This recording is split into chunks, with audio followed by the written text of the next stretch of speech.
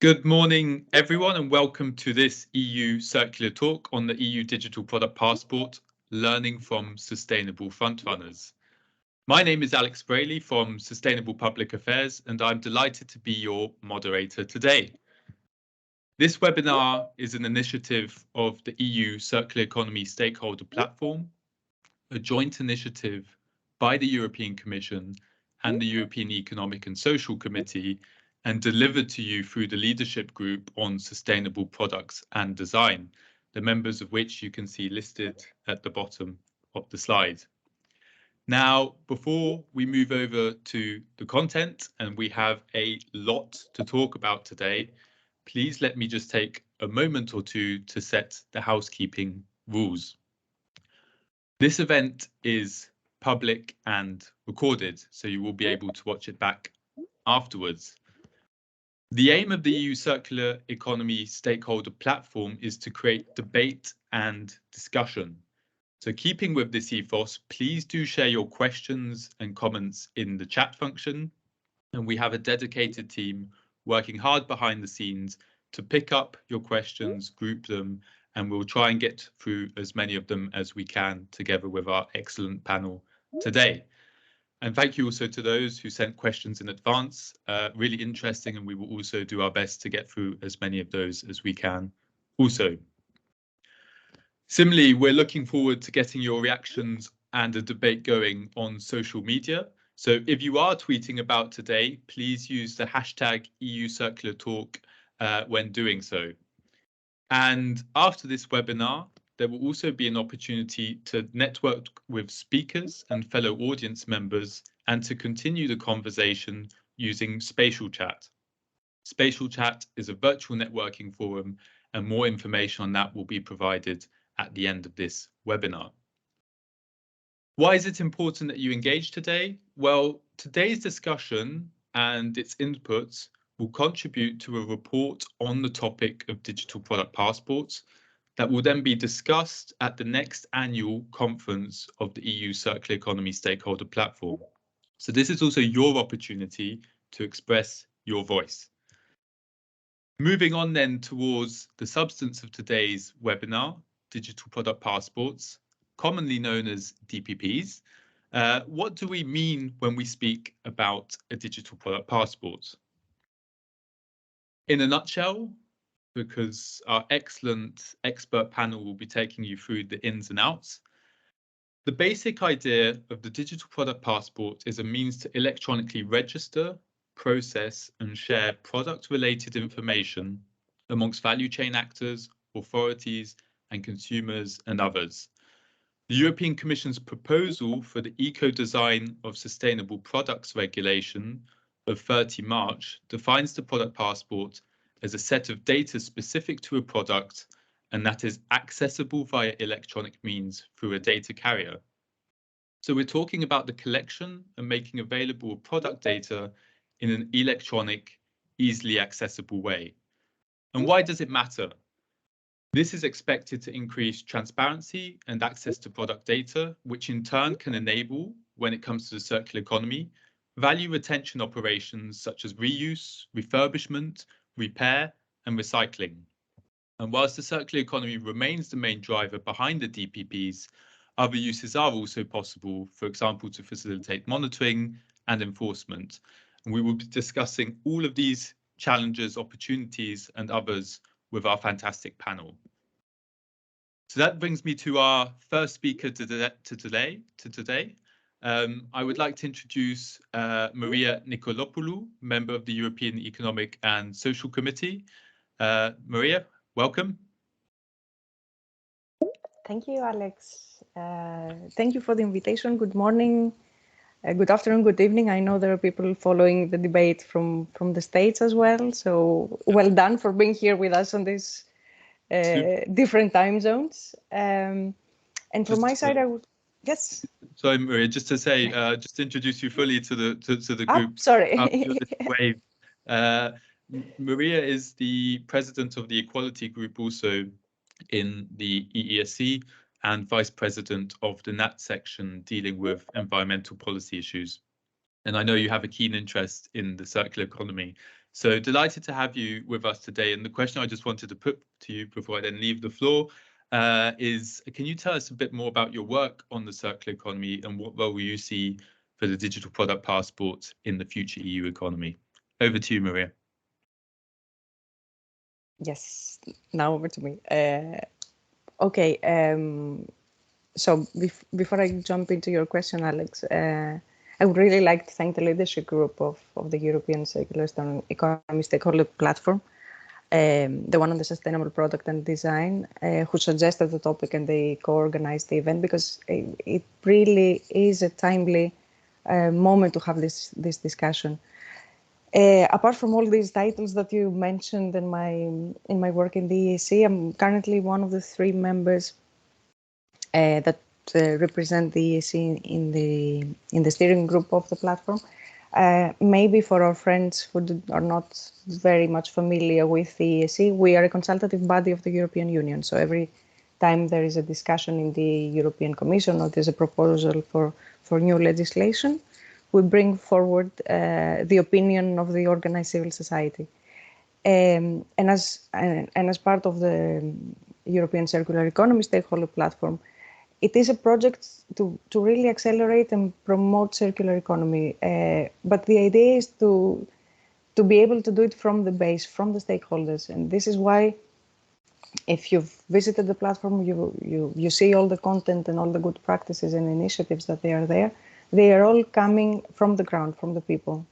So the institutions are there to put the framework a little bit, but it really is a collaborative work that's everyone's responsibility, actually. Now, a little bit of context as well for our guests from the States, mainly because I suppose that the rest of you are familiar with the European Green Deal and the Circular Economy Action Plan of the European Commission. So the Sustainable Product Initiative is part of this Circular Economy Action Plan. And the digital passport in this context, it is indeed a tool that offers possibilities to create a new European standard on product information. It's important to have clear, genuine information from all parties involved in the production process. And I think if it becomes a legal requirement, it can even be favorable for businesses to place precisely the front runners of the circular economy in a better position, giving all this transparent information. Now, next week in our plenary, we will discuss about the Sustainable Product Initiative package. We'll have a debate on the opinion that we have just prepared. And apart from giving our support to the initiative of the Commission, we do emphasize that the information should be targeted and accessible to all actors along the supply chain. And it has to be given in a user-friendly way and include information, for example, which goes beyond just the actual products, but it should be including, for example, the prices of the spare parts to be able to repair, or how long they can be available in the market. So if we have a tool, we might as well get all the information we need in there. And another point I would like to mention is that in the ESC, we always insist on the concept of sustainability in a more holistic way, as defined by the Sustainable Development Goals. So not only focus on the environmental aspects, but we also suggest to introduce other sustainability information. For example, the social dimension of sustainability, the working conditions under which these products were manufactured. So I will leave it here. I'm sure our Frontrunner guests are more interesting and they will have more interesting information to share with us. I'm looking forward to the discussion, not only for them, but the involvement of our audience as well. Don't forget to visit the platform. It's a very good source for inspiration and sharing of good practices. Do not hesitate to contact with the Secretariat if you have any doubts or for comments. So I wish you a very fruitful exchange, and thank you very much. Thank you so much, Maria. Really interesting. And I really like your point around how implementing an EU digital product passport can become a catalyst to create new higher standards when it comes to the product information available in the EU market. And also what you're saying about circular economy is a task for all of us, and really excited, therefore, to be presenting 3 people and companies who are taking on that challenge head on and pushing ahead when it comes to digital product passports. Now, we did promise an engaging session with the audience also, and that starts now. To help us make this conversation as interesting as possible for everyone, we want to know what you already know about digital product passports and what your interest in the topic is. So we have 3 short polls, word clouds for you, and let's get underway and start with the first of those now. So number 1, and you should see this pop up on your screen, is what is your level of knowledge on digital product passports coming into this webinar? Are you a DPP guru already? Are you familiar with the concept and discussion and keen to learn more? Have you just heard about it in passing and want to find out what the fuss is about? Or is this the first time you've heard the words digital product passport put together? If everyone can kind of respond to that, if I give you kind of 30 seconds to a minute. Okay, interesting. So we have a few gurus in the room, and I hope seemingly more than just our front runners, which is great. It shows good that there's good awareness of the concept already.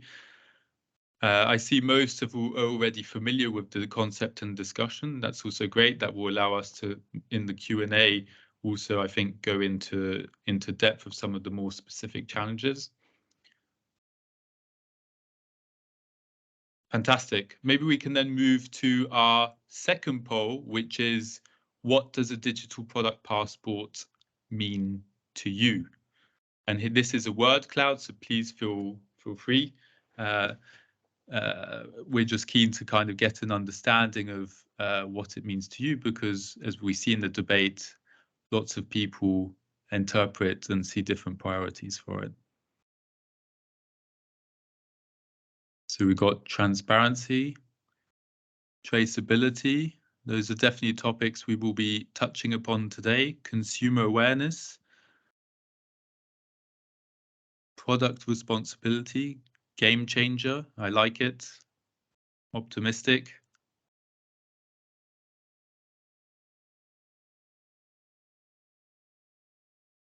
Good.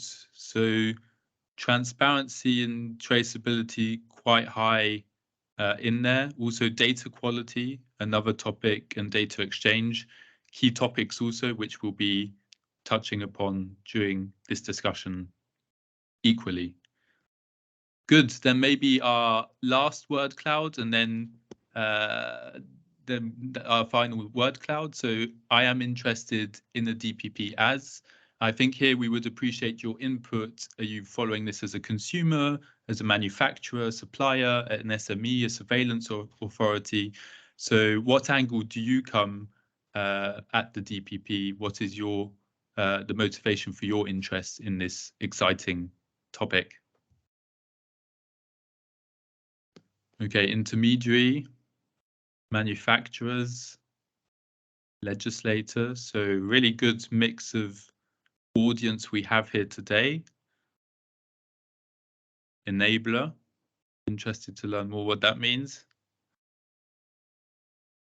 Super. So I see manufacturers standing out a little bit more than the rest, and we will definitely be also touching upon what responsibility lies where in the value chain for making these digital product passports a reality and the norm on the EU market.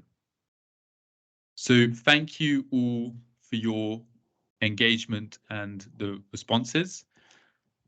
And now on to the main part of the show, presenting our sustainable frontrunners who are already making it real when it comes to digital product passports. So to kick us off, I'm thrilled to introduce as our first speaker, Julie Brown, Head of Sustainability in E.ON. Hi, Julie. Hello, Alex. Thank you. Hi, Julie. Fab. Great to have you with us. So founded in 2015, E.ON is a software company with the mission to bridge the gap between the digital and physical world by connecting every item to a digital ID to make it interactive, intelligent, and circular. In doing so, E.ON hopes to push simple products to becoming intelligent assets that unlock circular business models. In partnership with industry leaders, E.ON developed the Circular Product Data Protocol, so the global language for products in the circular economy, which Julie will be telling us more about. It's currently focused on the textiles and apparel sector, one of the priority value chains, of course, in the European Commission's Circular Economy Action Plan, though this solution will be applied to other industries as well. So really looking forward to hearing more about this, Julie. Over to you. Excellent. Thank you. Share my screen here. All right. So thank you so much for having me. I'm glad to see such participation today. Like Alex said, my name is Julie Brown, Head of Sustainability of the E.ON product. And my goal today is to talk to you about how E.ON enables a digital product passport and its approach to this, and lessons learned and best practices for enabling transparency and traceability and circularity of products throughout the value chain. I'm used to saying the term digital ID for the purposes of this presentation. I'm using that synonymously with digital product passport. So if I say one, it means the other too. So E.ON is a cloud-based digital product passport company that aims to turn products into assets by communicating the right information to the right people at the right time. So today, when you purchase a product, it usually comes with a hang tag, and that might have a little bit of information about the product and a barcode which would have more data behind it. But as soon as you buy it, that hang tag is cut off, right? And all of the data behind it is gone. And all of the connectivity that the seller has to that product is also gone. With the digital product passport, a data carrier is permanently affixed to a product, and this could be in the form of a QR code, an NFC chip, an RFID, even something more innovative like the digital fingerprint. And when value chain stakeholders scan that hardware, they can see and exchange data that's relevant to them and that they have special permissions to access. Right now, E.ON is focusing on the fashion industry, but this solution is definitely applicable to other industries as well. Here are some of the themes I'm going to dive into today. E.ON's working with a variety of brands, large and small, some of which you can see on this screen. And it offers a network of value chain partners for data exchange, including resellers, recyclers, and a variety of different applications. E.ON developed the Circular Product Data Protocol, defining data to be associated with a product for circular business. And it enables an end-to-end product passport, providing visibility into the root of a product post point of sale, aligning with some of the objectives of upcoming legislation.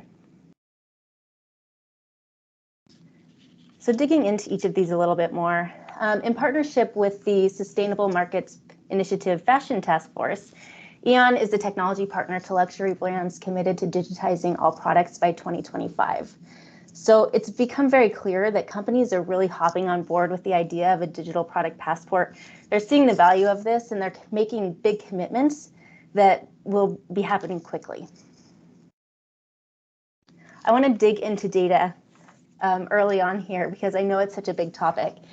And so I mentioned the Circular Product Data Protocol a couple times, and that defines the specific data needs for a product to be stewarded into circular business models. And it was created with various stakeholders who you can see here, using the ICO code and process for setting standards. And the protocol doesn't define just what the data should be, but also defines the intended audience, the priority level, and even the data description and structure and formatting as well. And that's to make sure that there's interoperability within different systems. So for example, today resellers often don't have the data that they need to efficiently resell a product. Sometimes they end up just getting a product and Googling what it could be and trying to find some information to adequately value it and then resell it. But what they need is a simple way to access all the data that's important to them. So this could be something like the name of the product, the original sale price, the season, anything that can help them market that product and value it properly. So that can really increase some efficiencies. But if you're a recycling partner, you're going to need completely different kinds of data. You're going to need material content, any dyes or finishes or pigment that could contaminate a batch. And so you're going to need a different level of data, and all of that is defined in this protocol. And it includes what's considered to be the most essential data for circular business models. So it could be a huge breadth of data points and options that could be looking at new technologies and everything, but what it's focused on is adaptability today. What could be scaled today with large and small companies, because it's critical that all companies are able to do this. And it's also, to that point, a flexible solution. So data could be coming from a brand, it could be coming from their value chain partners, it could be uploaded manually through Excel, or it could be automated into the system as well. And you can build up depending on your use case and where you are with your data collection point too. Today, the protocol is independently governed to make sure that it is that it remains relevant and accurate over time as the circularity landscape changes. It's changing very fast. So we want to make sure that it stays up to date. And you can actually all download it at circulardataprotocol.org. It's a publicly available free document. And that's for the purpose of adoption. We want to make sure that other technology companies can leverage it, that it can be used as a resource for policy conversations as well. Because that interoperability, again, will be key to that scale. So providing the data for each product is one thing, but communicating it to the right partners is another, and another critical piece. So companies throughout the value chain can integrate with one another's APIs, making it easy to connect to an ecosystem of apps and partners and platforms. And this takes products from where we are today with the hang tag and then getting rid of it, to a smart product where you might have a product that connects to one experience. Like this could be a menu at a restaurant, for example, where you scan the QR code, to a connected product where a product is able to connect to many different organizations, users, applications, and capabilities. So I'll go into what of those capabilities and applications can be. The first one is customer experience. So engaging consumers. Consumers want to know information behind their products. And once they have this information, it can start to build that trust and loyalty with companies. And through digital ID, you could increase transparency of product information, such as sustainability information in this case, where you could include measurements, stories, targets, manufacturing information, care and repair information, and you can connect directly with the consumer, gain insights about what engages them most, and continue to offer services for that product throughout the entire life cycle of the product. And this transparency can be taken further by including certifications or alignments with different standards. So companies can manage data for digital product passports according to different standards and display current certifications or different requirements for those standards for a product. And when a product is connected, digital IDs can be populated with verified information directly from external partners via an API for internal or external use. So for example, this is an important point for verification, because rather than getting all of the data from one place or from the brand that you work with, we're connecting directly with the third-party stakeholder that is responsible for that data. So it's getting it directly from the source to pull it into that digital ID. Companies, particularly in fashion, know that re-commerce is booming, and it will be for the next few years. And that consumer interest in buying pre-loved or secondhand products is increasing dramatically. But the programs don't typically scale and don't typically tend to make much profit, if any. And there are two big barriers causing this. And one is data availability, not knowing what the product is, and inefficiency in understanding that. And so we've been over the data. But the second one is also ease of stewarding consumers through to the circular economy models. I talked to someone recently who was trying to resell something, and they were filling out the form, and they said, once I figured out how to do it, and then was filling out all the data, I just gave up. It's not easy to do, and it's not convenient. But with digital ID, you can seamlessly populate listings to resell items through a preferred channel. And this allows brands to generate more revenue from a single physical good across its entire life cycle. And these products can also be authenticated through a variety of solutions like NFC or virtual fingerprint, which is also important to the consumer. And an important component of digital product passports is traceability. Every product in the EM platform is serialized. So there may be millions of a product with the same data set, because it's the same SKU, but each one of those has its own code. And this allows for the tracking visibility into that product post point of sale. And so this doesn't happen today. And today, those companies lose visibility into products once it's sold. But with DPPs, value chain partners are logging events data, such as this product was sold, it was repaired, it was resold, it was recycled. And that brings completely new insights to the brand. And this impacts sustainability measurements. It brings accountability to brands for the success of their business models. And it provides insights into what ultimately happens to products at an industry level after they're sold. And if you pair this post-consumer events with supply chain traceability information collected through a traceability partner, then you can achieve complete end-to-end traceability for a product. I noticed there were some specific questions about digital care labels. So I wanted to briefly address this. Care instructions could certainly be a part of DPPs rather than relying on physical labels. This is currently a policy discussion in the US. And digital care labels can be embedded in items, ensuring that products information remains connected to the item for its life cycle.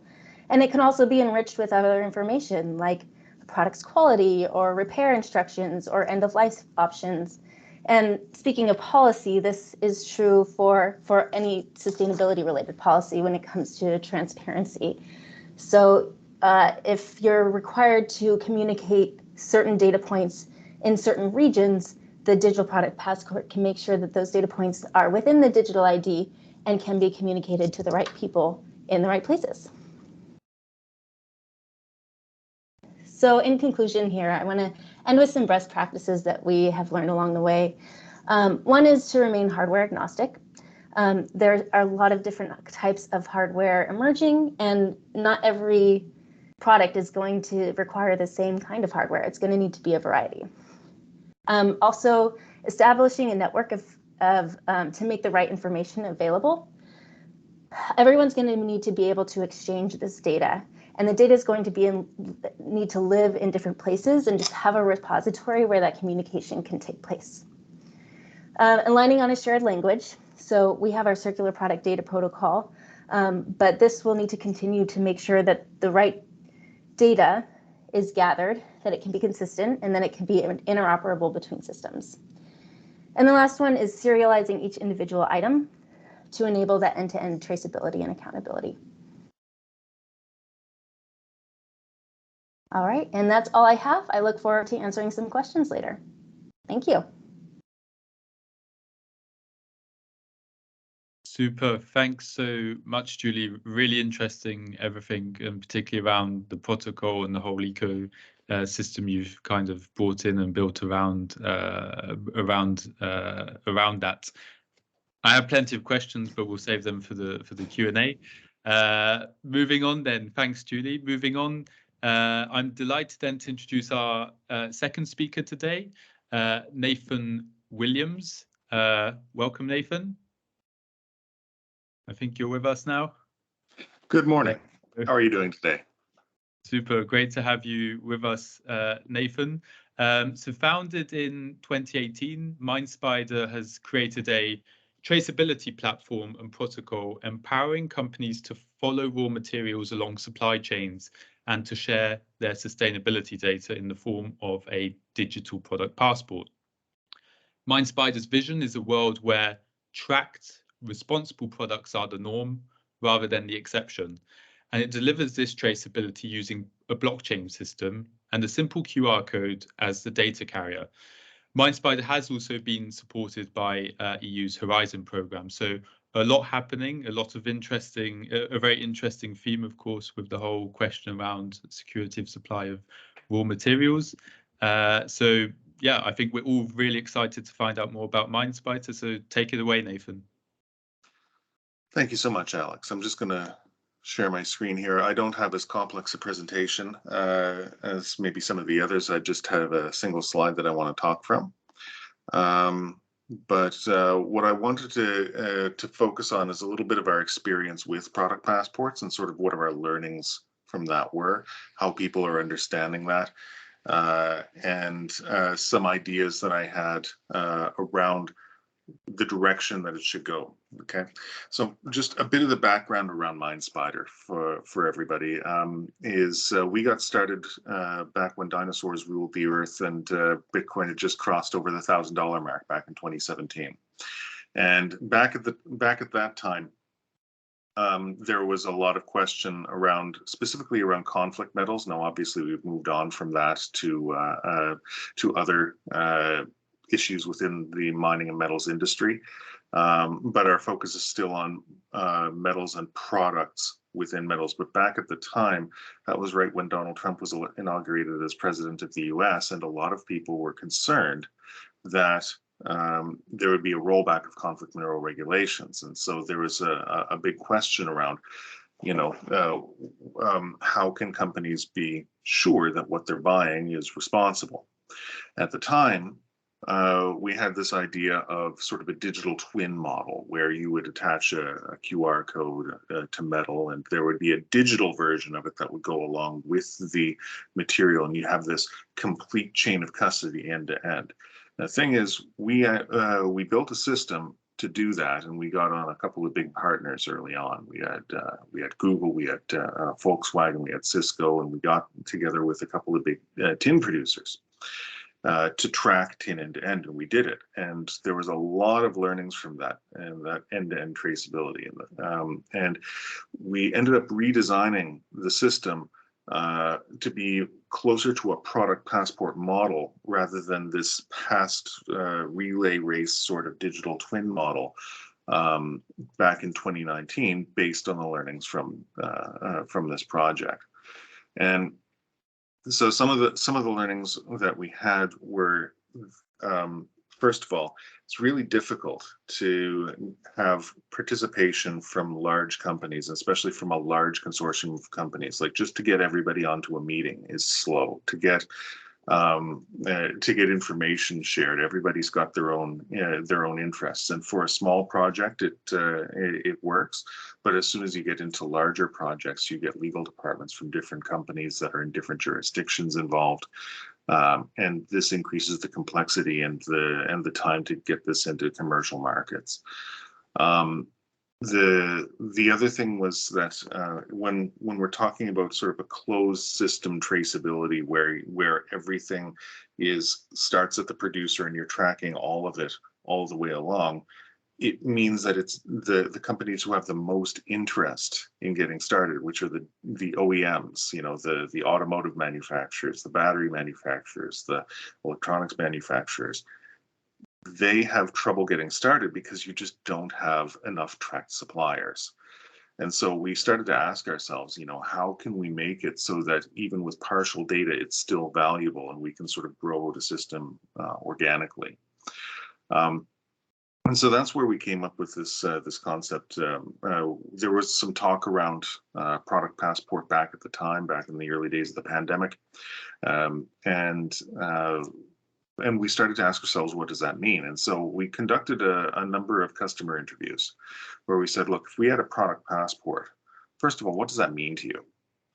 And it was interesting because the talks that we had participated in around the European Commission were all around recycling information. How do you deal with a product at the end of life? How do you deal with the post-consumer? How do you make sure that you know all of the information that you need in order to deal with this product? Because we had been applying for and actually have just been awarded an EU grant along with a big consortium to do a battery passport, where we're providing this battery passport for purposes of recycling and keeping all of the recycling information and the chemical makeup of a battery. And so this is sort of the mentality that we were going into it with. But whenever we talked to a potential customer, it was all about how do I get my product across a border? How do I make it easier to import? How do I make an automated customs declaration? And so we started talking to different groups that were interested in that, such as the WTO, other groups like that who were interested in facilitating trade. And so we saw that there was a number of different regulations that varied depending on the material you were sending. So we rebuilt this system so that basically it's not a digital twin anymore. How it works today, from an outsider, may look very similar to the way the old system worked, but from a technological point of view is a bit different. We wanted the power in the system to be based on the sender or seller of materials. So that we work, for example, with a smelter in Rwanda, and so they've got two separate needs that they wanted to use a digital product passport for. First of all, they wanted to pull information from their suppliers and have sort of their smaller suppliers that may never use a digital system to be able to provide them with data. And so what we did is we gave this smelter the power to issue these QR codes. You can scan this, by the way. This is a sample battery passport with sample data. So you can scan this so they could create these QR codes and print them on physical tags, send the tags out to their suppliers. So these are smaller mines in Rwanda who would then fill up a bag, attach the tag, weigh the bag, attach all the information with a simple interface, and then send it back. Now, why would you do that? Because basically they need to legally in order to export. The alternative is using a third party that's fairly expensive, and some of the largest third parties have had accusations against them of letting tags go into the black market and laundering, allowing material to be laundered into the legitimate supply chain. And so they wanted to take control themselves.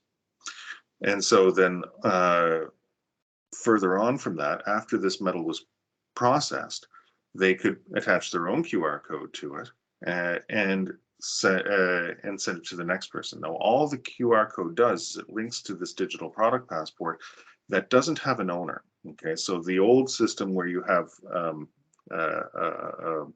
a digital twin model had an owner, and that means that I would need, if I'm creating a digital product passport, I would need to onboard my customer, get them an account, and then send them this digital twin. In the new model, we didn't want that. It just lists the email address and the account information of the sender and the receiver. So what this means is that I can send a ton of metal to you.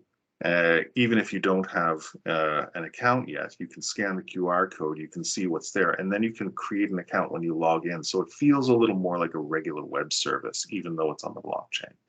So this was sort of our learnings, that we needed to simplify and make it easier for people to use this thing. Now, what we did is we also made it so you can link these digital product passports together. Now, if you're imagining that a bag of rocks that has that comes from a mine to smelter, is going to have different information than finished metal that goes into Europe, which will have different information than maybe a car part or a battery, you are right.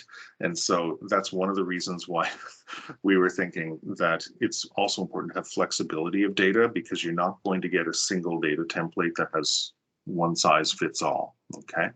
And so like from mine to smelter, you'll have information that is very interesting to the local governments in Africa or in South America or wherever you're sourcing from. That information is probably interesting to know that they have it when you export metal, but it's probably not so the information itself is not so interesting, right? You want to know that it was sourced properly, but you're probably not going to be reading through all of these documents yourselves unless you're being audited. And then especially when you get further downstream, like to an OEM, they might go through and audit specific information, but they want to know that just someone has taken care of this, right? And they want to be able to go in and verify if needed. So with a trust but verify model. And so this is sort of how we view it, is having access to the information is sometimes just as interesting as the information itself. When you're talking about linking multiple types of products together. And so this is sort of some of our learnings from this.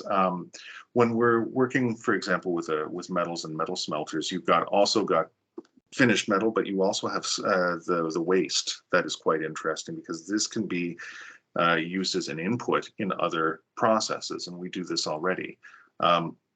But you've got a different level of information that's needed for this, because as soon as something is waste, the governments are all going to want to have verification that it's not going to just be, talked about, oh, it's recycled, and then you dump it in the river because there's toxic materials in it. And so having this type of traceability and verification that something actually did get shipped, it did arrive, it did get recycled, or used as an input into another process, this is quite important. And as soon as you go across multiple borders, forget about it. It's a bit of a nightmare on paper. And so this is sort of some of the hope that this will reduce a bit of the administrative burden, because if you're shipping something, for example, from Spain to Bulgaria, then you're going to have to cross multiple country borders, and each one is going to have a multiple week wait for physical documents. So this is part of the hope for product passports, is the streamlining. Now, that's a lot of different topics, as you can see. Like, there's not even a single topic we're talking about with digital product passports, but I think the last piece I want to touch on is, how do you manage this data complexity? How can the EU set good standards for creating a digital product passport? And I want to just point at everybody's favorite regulation, EU REACH. A lot of people complained about that when it came out, and it's not a perfect system by any means, but there is some good learnings from it. The way EU REACH worked, for those of you who don't know, it is the EU chemicals regulation that stated that every chemical that is brought into or sold into the EU would have to be tested and have hazard information, so we would know if it is carcinogenic, a substance of very high concern, if it had longstanding human health issues or environmental issues, and they wanted to have a single registration for each chemical, and that meant that different competitors would need to work together and share data. So what they did is they created departments in order to be able to do this, and it was not cheap, it was fairly expensive, but because they did that back in 2013 when it started, and they started with the large volume chemicals and moved to the small volume chemicals, companies are sort of used to doing this now. And so usually when I talk to someone who's interested in product passports, they're going to be in the norms and regs department in a European company, because they've already had to do this. They've had to share data with competitors without running afoul of antitrust laws. They've had to have processes and arm's length relationships internally as well. And this is actually a very healthy thing for companies to have. And so this type of model can be used for supply chain data because you run into the same issues of who owns the data. Well, we believe that whoever puts the data on there should own the data, but it's used as an input into other people's reports, right? So into your customers' reports or into your suppliers' reports sometimes. So it's important that you have people who are in a department that can deal with this without causing undue business strain. And so this is something that we can think about, because when you're talking about thousands of products that have thousands of inputs and 100 different raw materials, even just in metals, it will get complex. And I don't think it's reasonable to have a legislation that outlines every last detail for every last product. I think it makes much more sense to have product classes. So thank you. Super. Thanks so much, Nathan. Fascinating. I love what you were saying around, the DPP is so cross-cutting. It's what makes it fascinating, but at the same time, squaring that circle is going to be really challenging. But thanks for setting out some of the learnings and key tools that can help to do that. Super. Then moving on to our last but certainly not least, our sustainable frontrunner, Niaga, and Sasha Blumhoff, who is the Strategic Marketing Director. Hi, Sasha. Hi, Alex. Hi, great to have you with us. So for the audience, Niaga is a provider of circular redesigns and material solutions. The company's mission is to phase out waste and design products that can be used again and again by bringing reuse, repair, and recyclability and clean and safe materials from theory to practice. To achieve this, Niaga to achieve this return is key, and to enable that, Niaga has developed its Niaga tag and the circular platform behind it to provide a digital approach for that return infrastructure, and an infrastructure that also enables transparency. And Niaga aims for full product transparency, and that's the USP of this DPP. Today, the Niaga tag can be found on carpets, mattresses, and furniture panels. So also key value chains identified in the Circular Economy Action Plan released by the Commission a couple of years ago now. So can't wait to hear more about this either. Sasha, over to you. Thank you. I'm trying to get my presentation started. Thank you so much. Niaga was started 8 years ago, and we're a small venture, part of a larger corporation, Covestro. And Niaga is working in all 6 areas of the Green Deal. And what is very important to know is that we do not produce products ourselves, but we help manufacturers to turn their production process around, find the right materials, and redesign products for circularity. And then, while doing this, we found out that the underlying infrastructure is missing. Therefore, slowly, step by step, we started creating this ourselves in a way that it is accessible and doable for a small company with small budgets and small resources. And I think I saw it come up in the questions. This is important for many players around. And I always want to make the comparison to food when we talk about digital product passports, because for us, there are many ways of looking at digital product passports. And what we also see is that we have a lot of expectations and try to pile up everything on top of each other. But we said, let's start small and build it from there. And what is vital for a circular economy, but I think it's vital for every product that we know what's in it. And if we look at food, this is going on for a long time, that the ingredients have to be placed on food and the nutritional information.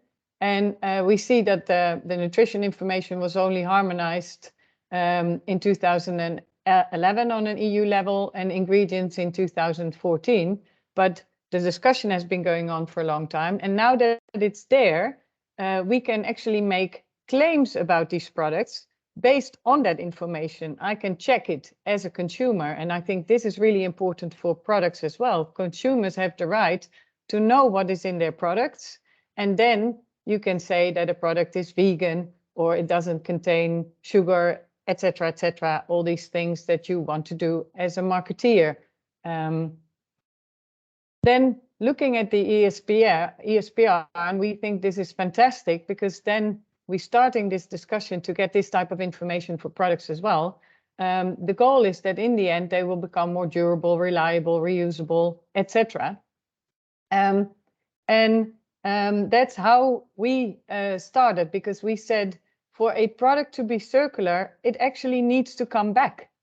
If a product is produced and it doesn't come back for repair or refurbishing or reuse or recycling, it's not circular. It ends up in the trash.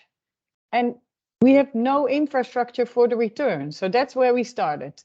We said a product needs to be recognizable and it needs to be clear that it should not be put in the trash, and we give it a return route.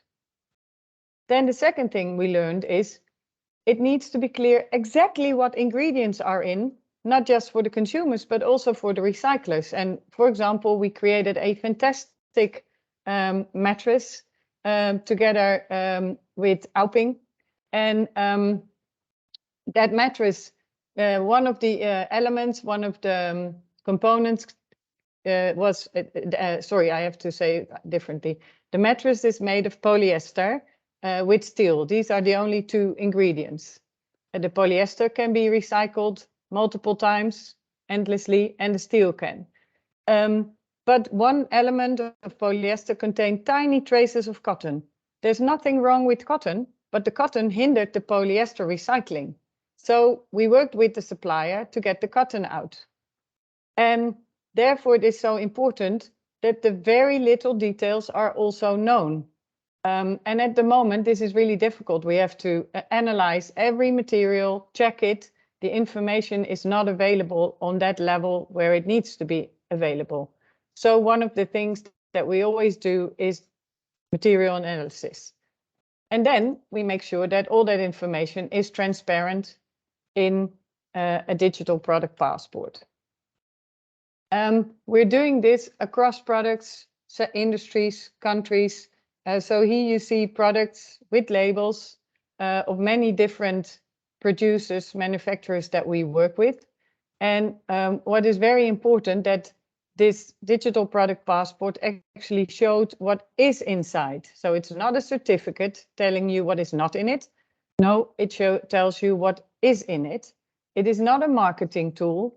It is there to substantiate the claims, but the claims are a different thing. They can be put in the end view that the consumer sees or the value chain sees, but I'll tell you more about that in a later slide. And now my presentation doesn't want to move. Okay. Then the infrastructure that we created. So you see a tag on each product that at the moment is circular. So the manufacturers want to show what's inside, but we think that this should become mandatory for every product. And luckily, that's also where the ESPR is working on, to show what's inside a product. You go to an information page, and from there you can see how to return the product, which is mostly at this stage still organized by the producer. But we hope that in the future this will be an integral part for every product. And you can see what a product is made of exactly on an ingredient level and on a component level. And then for the components, you can see who the suppliers are and look at the supply chain. And the digital product passport is what we're going to zoom into today for the talk. Quickly, most people will know, but if you're not seasoned in this discussion yet, a product, of course, most of the time consists of components. and the components consist of ingredients. So how we build product passports is that ingredients are put in, then from ingredients you build components. They all have their own, let's say, component passport, and from the components you build a product. And that has many, a product can have one component, one material, which is fantastic for a circular economy, or it can have many components, and then you also want to know if they are dismantleable and up to the material level, so that each material can be recycled in its own material stream at the highest possible value. And that is how the digital product passports are built. So they're built on ingredient transparency, effective, fact-based, brand neutral. So it's not a marketing tool like, oh, this is the company X product passport and this is the company Y product passport. No, it's a product passport. It can be applied to all types of products. The IP sensitive information can be protected through a layered access. So there is an access level for the consumer. You can have a different access level for a recycler, but you can also have a fully open access for a verifier or a certifier or for legal reasons. It can contain the qualifications that you make about the product based on all the information, but each qualification needs to be proven with underlying data, and relevant documentation and certifications can be added, for example, a cleaning manual, dismantling manual, care instructions, and certificates. Integrity, we hear a lot of the question of data integrity. Because we work with SMEs, we always make it possible at this stage that information is self-declared. And information can also already be third-party validated. And this is very important, that you can see what type of information is this. At this stage, for the people involved, the companies involved, to be giving up false self-declared information is pretty risky. And we work with them so closely. We analyze the materials. We then help to get all the data in the system. That is still pretty secure. But this is, of course, something that at some stage you would like all information to be third-party validated. But the interesting thing is, if you have a component and you have that third-party validated, that component can be used for many different products. And then that validation is already in on that level. And that's how you then build the product passport. And as I already said, the confidentiality is through layered levels of access. Then a bit of an overview. And I think this is a bit comparable also to what Julie already told.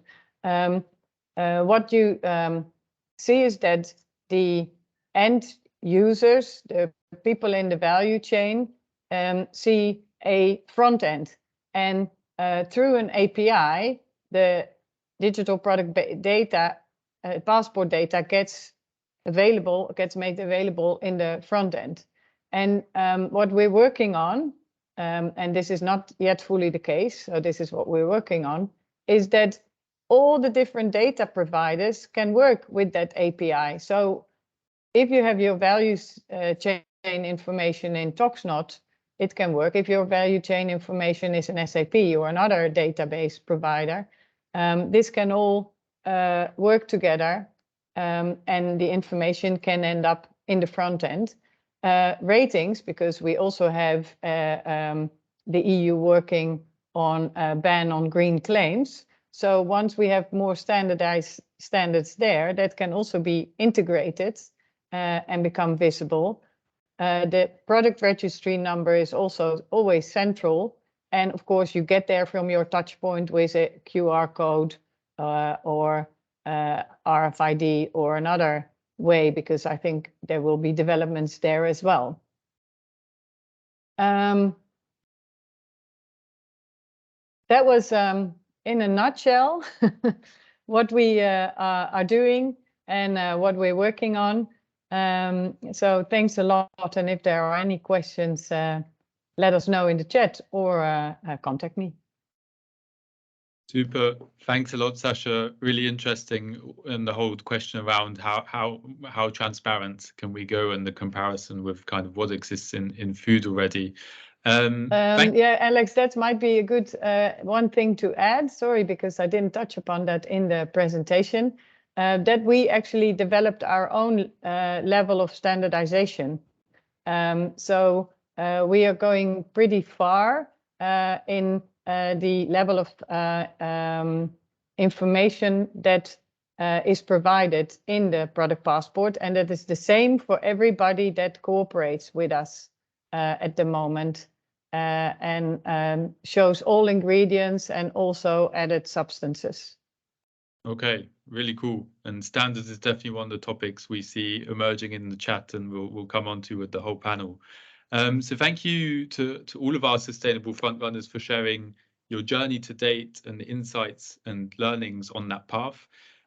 Personally, I find it very inspiring, and it shows that there is a strong light at the end of the tunnel and that we can do this. Does the European Commission agree? I'm delighted to welcome as our final speaker and panelist for today, Michele Galatola. Good morning, Michele. Good morning. I'm activating my camera. My computer is sometimes slow. Sorry. Good morning. Super. No problem, Michele. Good to see you. For the audience, Michele is the lead policy officer when it comes to digital product passports in DG Grow and the European Commission, and chairs the cross-DG working group on this important topic. He's been closely involved in this process from the outset, and your previous time in DGM, of course, working on the eco label and PEF makes you ideally placed to be driving this work. So over to you, Michele. Great if you can shed some light for the audience on how the European Commission sees the objectives of the EU DPP and the pathway to getting there. Thank you very much, Alex. I have to say that it's very reassuring to speak after our front runners, because the excellent work that they are doing just reassure me that on one side we are on the right path, and on the second side all the things that they've already done will make my work easier in order to deploy the DPP at legislative level. So very quickly, just a reminder of the legislative context in which we are operating, because that is important to understand the boundaries of what we are doing and the objectives. Because the DPP, as much as the standards behind it, it's a mean to an end, and its design should be understood while putting it in the context of what are the political objectives that we want to achieve in general with the Green Deal, and more specifically with the Circular Economy Action Plan, and now the ESPR, the Ecodesign for Sustainable Product Regulation. The two objectives, the main objectives that are driving our work, is circularity, so to increase circularity in our economy, and to reduce the environmental impact, so increase the environmental performance of the products along the entire supply chain, and looking at all the different potential relevant environmental impacts. So these are our policy objectives. This is what we want to achieve. In March, as was mentioned, we have adopted a comprehensive package of information and legislation, and the ESPR, the Ecodesign for Sustainable Product, is one of the centerpieces. Sorry, Michele, your slides weren't visible, so do you want to reshare, or I can do it? Sorry, we just had a black screen. Yeah, and my computer is making fun with me. Okay. Let me see if I find them back. Yeah. Tell me if you can see them.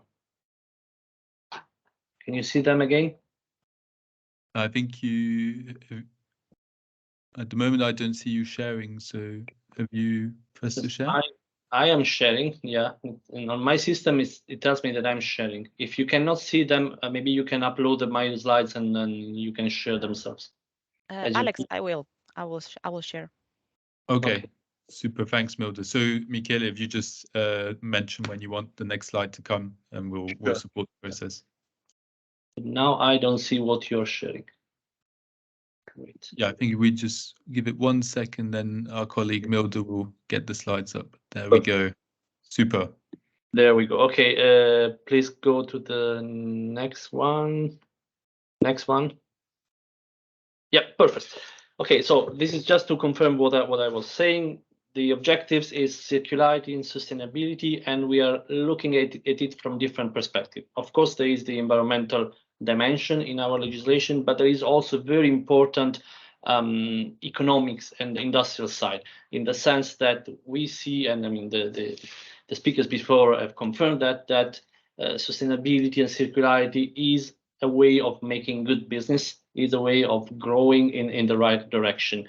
So through this legislation, we want also to set to pave the way to create more business opportunities, and while doing that to avoid further exceeding the planetary boundaries. So next slide, please. For those who are not too familiar with how the Ecodesign legislation work and how the new Ecodesign will work, basically the point is that we set requirements at product level, product-specific requirements, and we have two typologies of requirements. We have the performance requirements that are usually thresholds in terms of performance that a product has to fulfill in order to be placed on the market. This is very important, that this is equally valid for products that are produced in Europe and products that are imported from outside. They all have to fulfill the same requirements. And then we have information requirements that where you don't have a threshold, but basically you have information that you are, as a manufacturer, you are obliged to provide. And this is the information that will be included in the digital product passport. What kind of information that will be, I will explain further in a following slide. So we can move to the next one now. So through this new legislation, we decided to introduce the digital product passport. We did that because we had knowledge that this is really a win-win solution. This can be a game changer. And again, the previous speakers have already presented a lot of the reason why it makes sense to have a DPP. At the same time, from an internal market perspective, from the regulator perspective, we wanted to avoid to create a situation where the market gets fragmented because there are too many DPPs appearing that they are not interoperable, because the interoperability of the data exchange information is essential. So that is the reason why we decided to step in and to come forward, not imposing one DPP, because that is not what is going to happen, but setting the rules in terms of standard and protocols, and I will explain what that means, so that everybody can then build their own DPPs in the way that our previous speakers are already doing, but for following the same set of rules in order to make this DPP interoperable. And when I speak about interoperability, I'm both referring to the vertical interoperability along a supply chain, but also to horizontal interoperability between different supply chains and between different service providers. The DPP that is included in the ESPR legislation has some specific features and some specific, I would say, element that we have already introduced in the legislation. For example, differently from what we have seen in the past in terms of Commission legislation, this will be a decentralized system. Our motto is the information will stay where the information belongs. So companies will not have to send information to Brussels. There will be only one limited centralization element that I will explain afterwards, but it will be mostly a decentralized system. It will be based on data carriers and persistent unique identifiers as a way to provide the information, and the information will mostly be, as I said, related to circularity and environmental impacts. And it will be only the relevant information. We don't want to flood stakeholders with all sorts of information that will be nice to have. Maybe in the long term we'll get there, but we want to start small, as I think Sasha was mentioning, and then increase with time. So at the beginning, the focus will be on relevant information in order to promote circularity and sustainability. Next slide, please. I mean, I won't spend time on this because already the previous speakers have explained you why we need passports. It's just to maybe highlight that there are different stakeholders that have interest in different subset of information. There is the business-to-business component, but then there is also the market surveillance and custom operators, so the regulatory that have interest in information.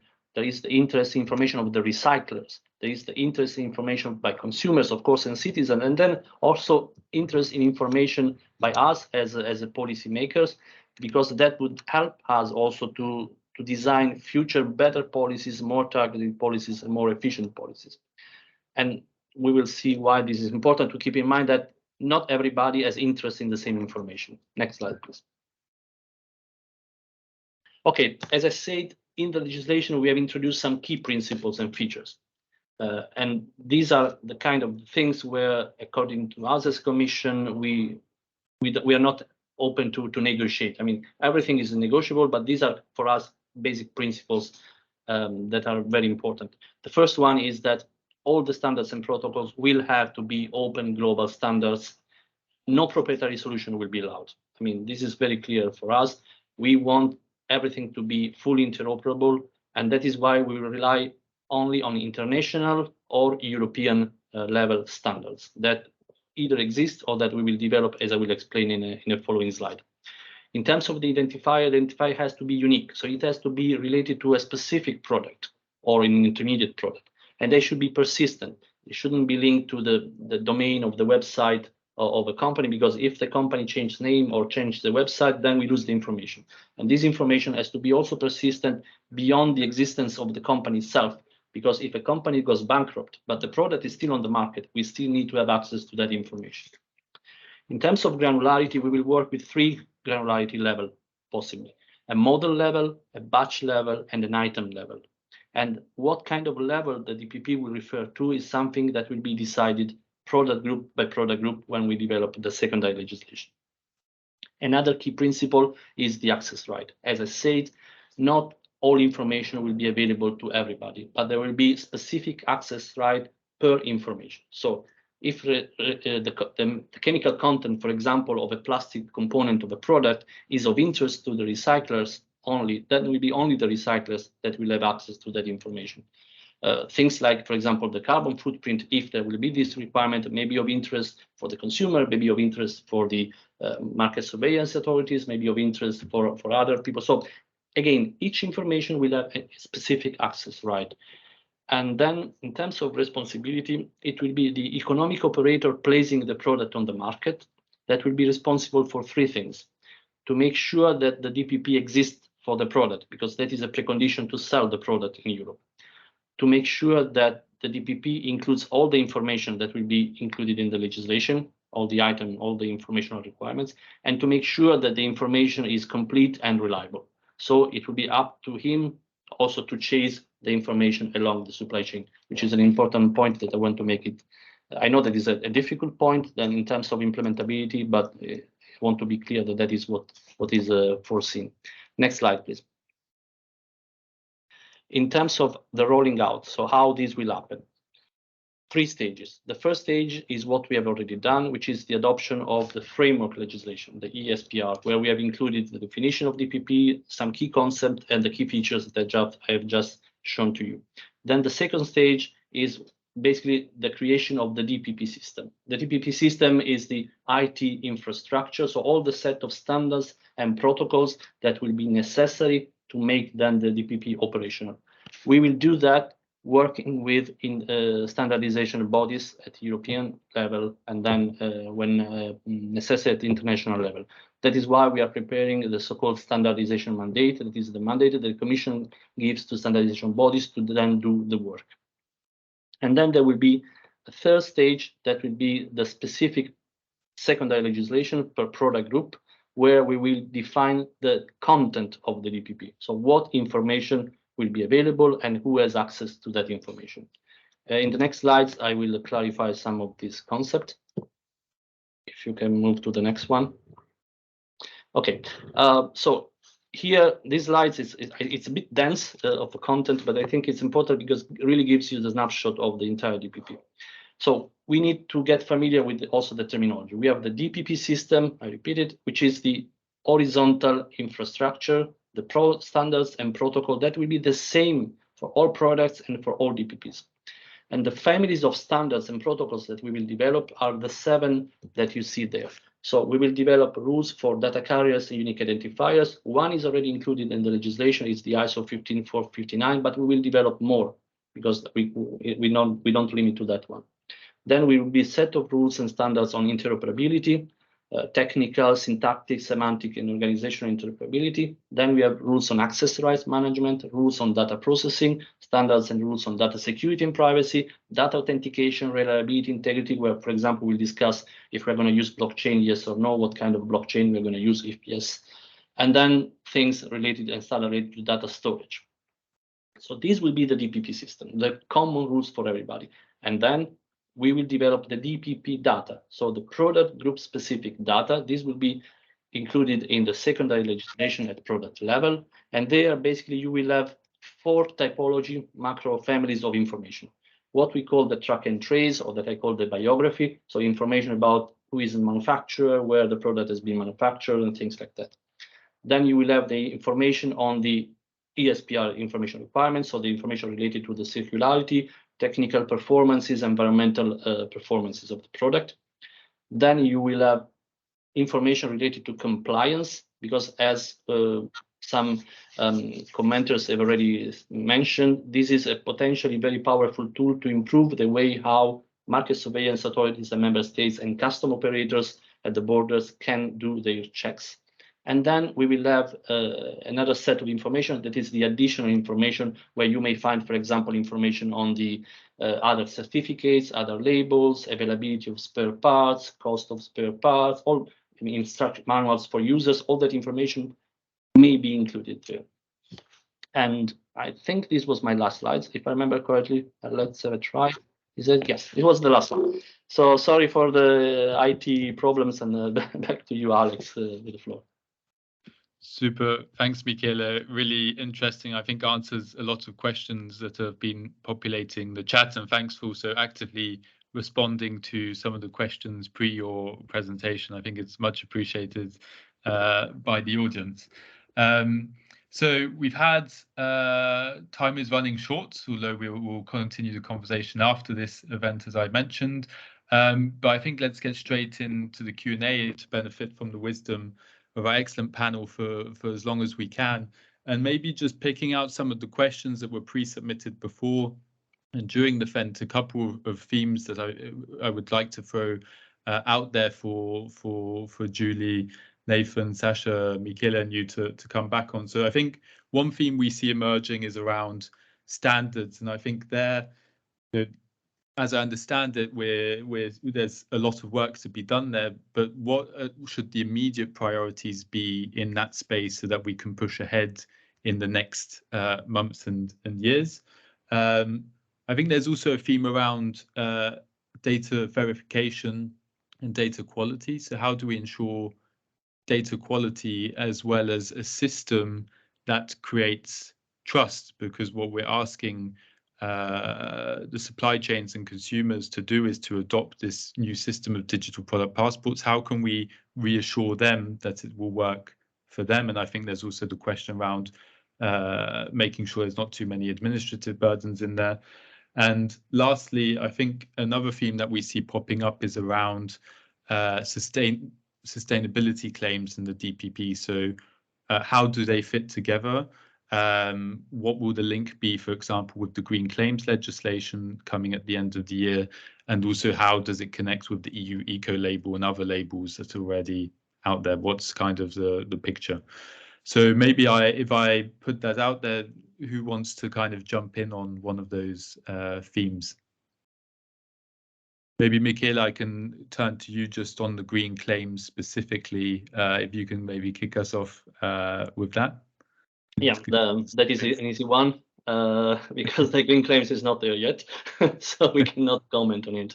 We still don't know what will be included there, and it's still under impact assessment.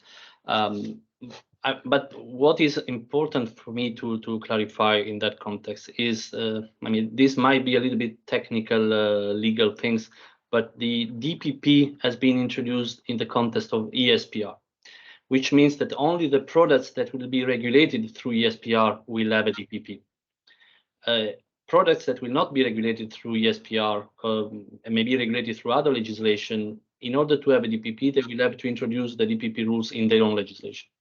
So this is also, I mean, we will see in the green claims how they will deal with this issue of the DPP, and I cannot reply at this stage because I really don't know it yet. We haven't discussed that yet. Super. And Sasha, you talked a bit about kind of developing your own standards for transparency. Maybe on that question of standards, how do you see the pathway forward? What would be most helpful to you to enable digital product passports like Niaga's to become the norm on the EU market? You're on mute. Sorry for that.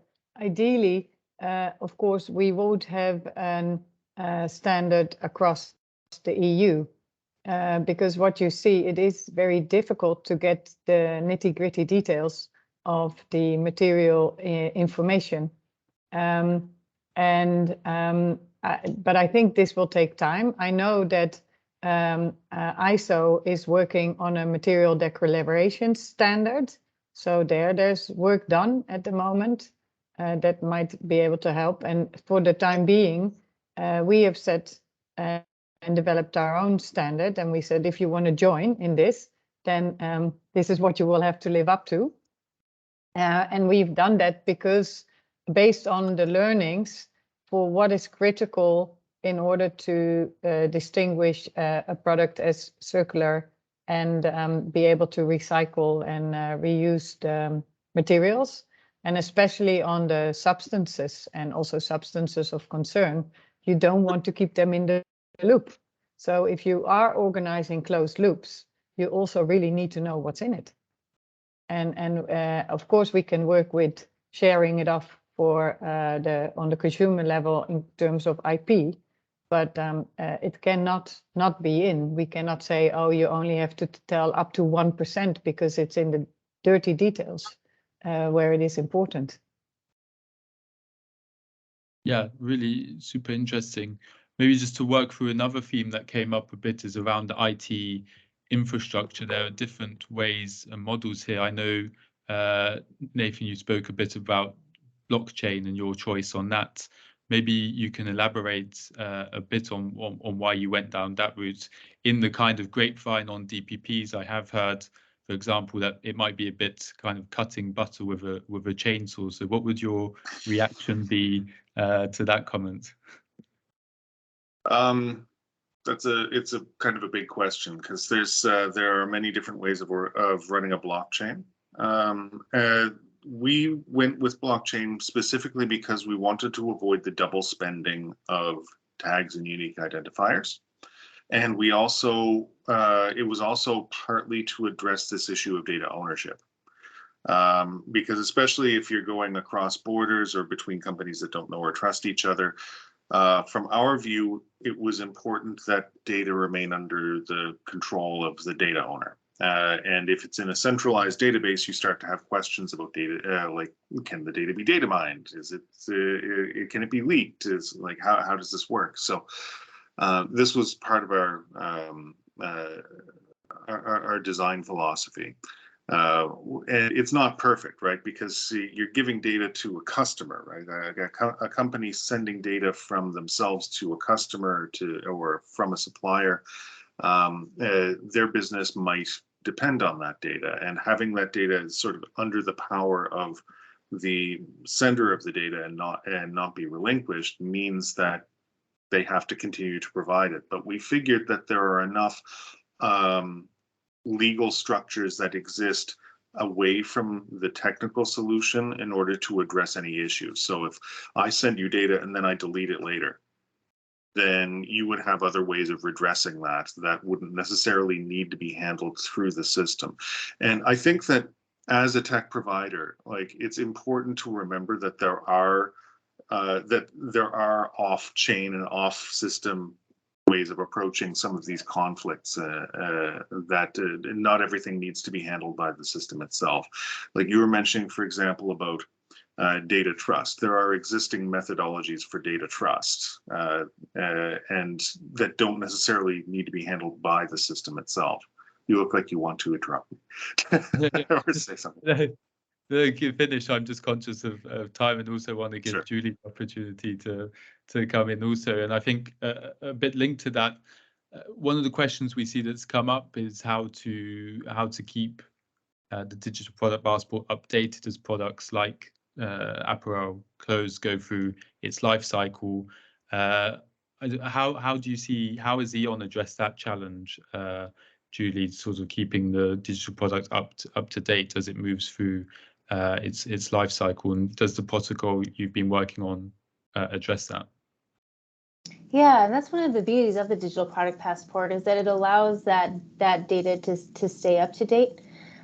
So, and it depends on what that data is. So, for example, if it is something from the protocol, it's about identifying a product. So once that product's out into the market, that's it. It's not going to change. If it's something that changes in the supply chain, for example, that would actually constitute a new product. That's going to be something that's different within that DPP. And then in terms of just visibility throughout the value chain, that data is always being updated through those value chain partners and tracing it post point of sale to see what ultimately happens to it. Super. So we're unfortunately, I mean, there's so many questions, but unfortunately we're coming to the end of our time with this panel. Maybe just a quick fire round. In a word, what word would you use for the future of DPPs? Nathan, maybe we can start with you. Sorry, you cut out there. I didn't quite hear your question. Yeah, just to wrap up a quick fire round in one word, what is your outlook for the future of DPPs in the next year or two? Oh, I think we're still in the testing and piloting phase of DPPs. I think we're in the early days, and we'll see them come in batteries probably first, and other large scale materials. So, but it's all about transparency. Transparency, good one. Julie? That's a good question. In the next couple of years, I think I would say growth. It's true, it's still early, but it really seems to be moving fast. Sasha? For me, it's about collaboration, that we're not all going to do our own thing and try to outsmart each other or outcompete each other, but that we work together, because this is, I think, for the greater good. Super. And finally, Michele? I don't know how to synthesize in a word, but I was thinking that the DPP is a little bit like a metaphor of what Europe is, bringing people together, making them collaborating and creating added value where you wouldn't have without it. That's an excellent note to end on. So thanks so much to Michele, Nathan, Julie, and Sasha for your time. Really interesting discussion. Thank you. On behalf of the EU kind of circular stakeholder platform, I express my thanks to you. I'd also like to thank Maria for her introductory remarks at the beginning, as well as the partners in the leadership group who made today's talk happen. So EIT Raw Materials, the European Environmental Bureau, Ecopreneur, Ellen MacArthur, CSP and TCO Certified. I also extend my thanks to Ignacio, Alice and Milda, who've been helping behind the scenes. And last but not least, the audience for your really engaging questions. And the conversation will now continue in several places. Firstly, on LinkedIn, you can get involved with the leadership group, and the link will be posted in the chat. And there we will endeavour to come back on the many questions we've received in written, so no one leaves empty-handed. Secondly, there's more EU circular talks coming up. There will be one on life cycle assessments by the end of the year from this leadership group. And there's also one on 26 September on the EU textile strategy. And thirdly, we will now be opening up spatial chat for the next hour. So this is a virtual networking space where you can meet and connect with some of the speakers and other audience members. A link for that will be shared in the chat and pinned. And you will have received information about this yesterday in your registration email, and it's now also displayed online. So thank you everyone for your time. Do get involved as this discussion continues, and together let's make the EU Digital Product Passport real. Thanks for your time. Have a great day and see you soon.